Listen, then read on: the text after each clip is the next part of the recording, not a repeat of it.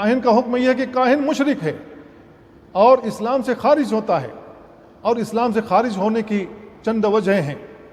پہلا یہ ہے کہ وہ جو کہانت کرتا ہے وہ شرکیہ الفاظ پر مبنی ہوتا ہے، اور وہ دعویٰ کرتا ہے کہ غیب جانتا ہے، جبکہ غیب جاننے والی ہستی تنہا اللہ رب العالمین کی ہے، اللہ کے علاوہ کوئی غیب نہیں جانتا۔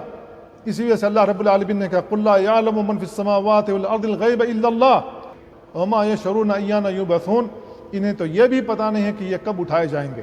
اور اللہ رب العالمین نے دوسری آیت میں بیان فرمایا وَعِنْدَهُ مَفَاتِحُ الْغَيْبِ لَا يَعْلَمُهَا إِلَّا هُوَ وَيَعْلَمُ مَا فِي الْبَرِّ وَالْبَحْرِ وَمَا تَسْقُطُ مِنْ وَرَقَةٍ إِلَّا يَعْلَمُهَا وَلَا حَبَّةٍ فِي ظُلُمَاتِ الْأَرْضِ وَلَا رَطْبٍ وَلَا يَابِسٍ إِلَّا فِي كِتَابٍ مُبِينٍ۔ غیب کی کنجیاں اللہ کے پاس ہیں، اللہ نے اپنی کنجی تقسیم نہیں کی ہوئی ہے، تو غیب جاننے والا اللہ رب العالمین ہے، علام الغیوب ہے، غیبوں کا جاننے والا ہے۔ اللہ رب العالمین کی صفت میں کوئی بھی شریک نہیں ہے، نہ کوئی فرشتہ شریک ہے، نہ کوئی نبی شریک ہے، نہ کوئی ولی شریک ہے، نہ کوئی انسان شریک ہے، کوئی بھی مخلوق شریک نہیں ہے۔ یہ کاہن اگر غیب کا دعویٰ کرتا ہے تو گویا کہ یہ عقیدہ رکھتا ہے کہ وہ اللہ رب العالمین کا شریک ہے، اللہ رب العالمین کا شریک کوئی بھی نہیں ہے۔ کاہنوں کے مشرک ہونے کی دوسری وجہ یہ ہے کہ یہ شیطانوں سے قربت حاصل کرتا ہے، بعض عبادات کے ذریعے سے کچھ ایسی حرکتیں کرتا ہے، کچھ ایسی عبادتیں کرتا ہے کہ یہ شیطانوں سے قریب ہو جائے، تو شیطان اس کے دوست بن جاتے ہیں۔ تو اللہ رب العالمین کی عبادت میں کسی کو بھی شریک اگر بنایا جائے تو یہ شرک ہوتا ہے، لہذا کاہن مشرک ہے۔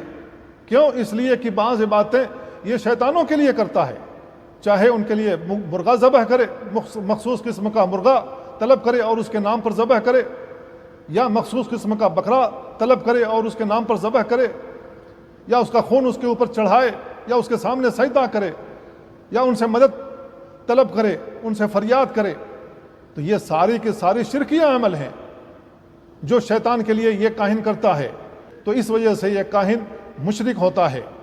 اللہ رب العالمین نے بیان فرمایا قُلْ إِنَّمَا أَنَا بَشَرٌ مِثْلُكُمْ يُوحَىٰ إِلَيَّ أَنَّمَا إِلَٰهُكُمْ إِلَٰهٌ وَاحِدٌ فَمَنْ كَانَ يَرْجُو لِقَاءَ رَبِّهِ فَلْيَعْمَلْ عَمَلًا صَالِحًا وَلَا يُشْرِكْ بِعِبَادَةِ رَبِّهِ أَحَدًا۔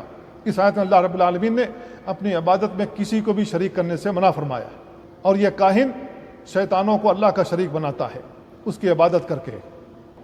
اور کاہنوں کے مشرک ہونے کی تیسری وجہ یہ ہے کہ اللہ رب العالمین نے اس کو طاغوت قرار دیا ہے۔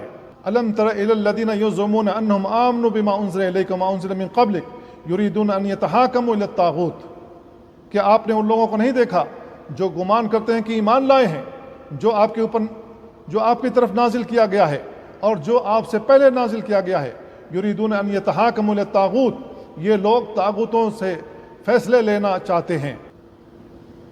تو یہ آیت ان لوگوں کے بارے میں نازل ہوئی جو کاہنوں کے پاس جاتے تھے اور ان سے فیصلے لیتے تھے۔ تو کاہن طاغوت ہیں، اللہ رب العالمین نے کاہنوں کو طاغوت قرار دیا ہے۔